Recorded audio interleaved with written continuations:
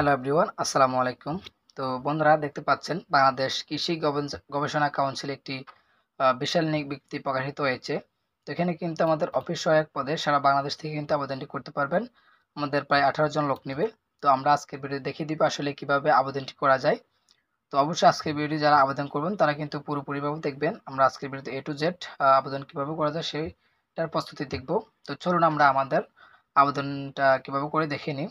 তো আবেদনটি করার জন্য আপনাকে যে কাজটি করতে হবে, প্রথমে আপনি যেকোনো একটি ব্রাউজারে চলে যাবেন। তো ব্রাউজারে গিয়ে কিন্তু আপনি এখানে সার্চ করতে হবে BRC টেলিটক, ঠিক আছে? তো আমি এখানে ক্লিক করে দিচ্ছি। তো আপনাদের মাঝে এমন একটা ইন্টারফেস চলে আসবে। তো দেখতে পাচ্ছেন বাংলাদেশ এগ্রিকালচার রিসার্চ। তো এখানে আপনি অবশ্যই ক্লিক করে দিবেন। তারপর আপনি যে কাজটি করবেন, এখানে নিচে চলে আসবেন। এখানে দেখতে পাচ্ছেন অ্যাপ্লিকেশনস ফর্ম, আপনি এখানে ক্লিক করে দিবেন। তো অবশ্যই আমি আবেদনের লিঙ্কটি কমেন্ট বক্সে দিয়ে দিব, আপনাদেরকে খুঁজতে হবে না আর। তারপর এখানে অফিস সহায়কে ক্লিক করে তারপর আপনি নেক্সট ক্লিক করে দেবেন। তারপর এখানে আপনার যে কাজটি করতে হবে, যদি আপনার কোনো কোটা থাকে ইয়েস দিবেন, অন্যথায় নো দিয়ে নেক্সট ক্লিক করে দিবেন। দেখতে পাচ্ছেন আপনাদের মাঝে এমন একটা প্রম্পট চলে আসবে।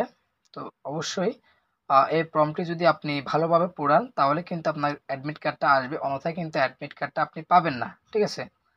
তো এখানে আমি আমার প্রথমে নামটি দিয়ে দিচ্ছি। তো যিনি আবেদন করবেন তার নামটি অবশ্যই দিতে হবে, ইংলিশে দিতে হবে এখানে। আর এখানে কিন্তু বাংলাতে দিবেন, আর এখানে কিন্তু ফাদার্স নেম ইংলিশে দিতে হবে, আর এখানে কিন্তু বাংলাতে দিয়ে দিবেন, ঠিক আছে? তো মাদার্স নেমও সেম ইংলিশ সেম বাংলা। তারপর এখান থেকে কাজটি করতে হবে, আপনাকে অবশ্যই ডেট অফ বার্থটি সিলেক্ট করে দিবেন। আমি আমার ডেট অফ বার্থটি দিয়ে দিচ্ছি। তো তারপর এখানে কিন্তু আমাদের ন্যাশনালিটি বাংলাদেশ সিলেক্ট করা থাকবে। রিলিজিয়ন আমি আমারটা সিলেক্ট করে দিচ্ছি। তো জেন্ডার সিলেক্ট করে দিবেন। তারপরে ন্যাশনাল আইডি ইজ দিয়ে কিন্তু আপনি ন্যাশনাল আইডি নাম্বারটি দিয়ে দিবেন, আর যদি না থাকে কিন্তু নো দিয়ে দিবেন, ঠিক আছে? তো আমি আমার নাম্বারটি দিয়ে দিচ্ছি। তারপর এখানে আপনি বার্থ রেজিস্ট্রেশন যদি থাকে ইজ দিবেন, অন্যথায় নো দিয়ে দিবেন, ঠিক আছে? তার পাসপোর্ট থাকলে ইজ দিবেন, অন্যথায় নো দিয়ে দিবেন। তো আমি নো দিয়ে দিচ্ছি। ম্যারিটাল স্ট্যাটাস যদি বিবাহিত ম্যারিড দিবেন, অন্যথায় সিঙ্গেল দিয়ে দিবেন, ঠিক আছে? তার মোবাইল নাম্বারটি অবশ্যই দিয়ে দিবেন এখানে, যেটি মাধ্যমে আপনাকে SMS করা হবে। তারপর এখানে কনফার্ম নাম্বারটি দিয়ে দিবেন।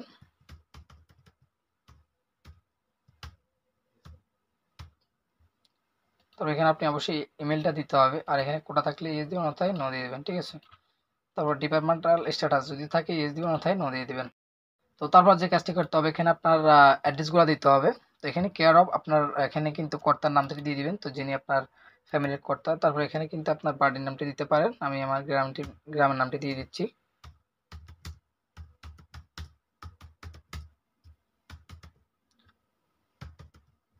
তারপর এখানে আপনার ডিস্ট্রিক্টটা সিলেক্ট করে দিতে হবে, আপনার জেলাটা। তো আমি আমার জেলা সিলেক্ট করে দিচ্ছি। তারপর এখানে উপজেলা সিলেক্ট করে দিতে হবে আপনাকে। তারপর এখানে পোস্ট অফিসের নামটি লিখে দিতে হবে।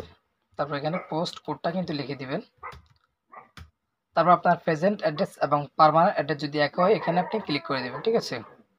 তো তারপর যে কাজটি করতে হবে, এখানে অবশ্যই আপনাকে SSC মানে লেভেলটা কিন্তু আপনাকে পুরাতে হবে। তো আমি আমারটা পুড়িয়ে দিচ্ছি। আমাদের মেট্রিকের রুলটা দিয়ে দিচ্ছি। বোর্ড রুল কিন্তু দিতে হবে এখানে, আর আপনি কোন গ্রুপ থেকে পড়াশোনা করেছেন সেটি দিবেন। তার বোর্ডটি দিয়ে দিবেন, কোন বোর্ড থেকে পাস করেছেন। তারপর রেজাল্টটি দিয়ে দিবেন। তো আমি আমার রেজাল্টটি দিয়ে দিচ্ছি।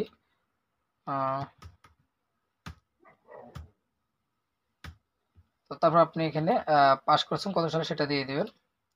তো তারপর যদি আপনার ইন্টার লেভেল থাকে ইয়েস দিবেন, অন্যথায় নো দিয়ে নিচে চলে আসবেন। তো এখানে কিন্তু আপনাকে এই কোডটি তুলে দিতে হবে।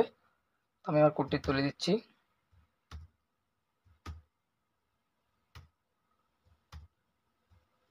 ঠিক আছে, এটা আপনি সুন্দরভাবে দেখে দেখে কিন্তু দিতে হবে।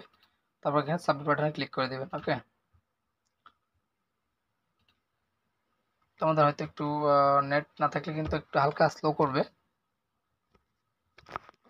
দেখতে পাচ্ছেন আমাদের অ্যাপ্লিকেশন কপিটা অলরেডি এটি ফর্ম চলে আসছে। যদি আপনার এগুলো ঠিক তথ্যগুলো যদি পুরোপুরি সঠিক থাকে তাহলে আপনি নিচে চলে আসবেন। নিচে এসে কিন্তু এখানে আপনার একটি ছবি আপলোড করতে হবে এবং একটি স্বাক্ষর আপলোড করতে হবে। তো ছবিটা হতে হবে আপনার 100 KB এবং স্বাক্ষরটা হতে হবে 60 KB, ঠিক আছে? তো আমি এগুলো আপলোড করে নিচ্ছি।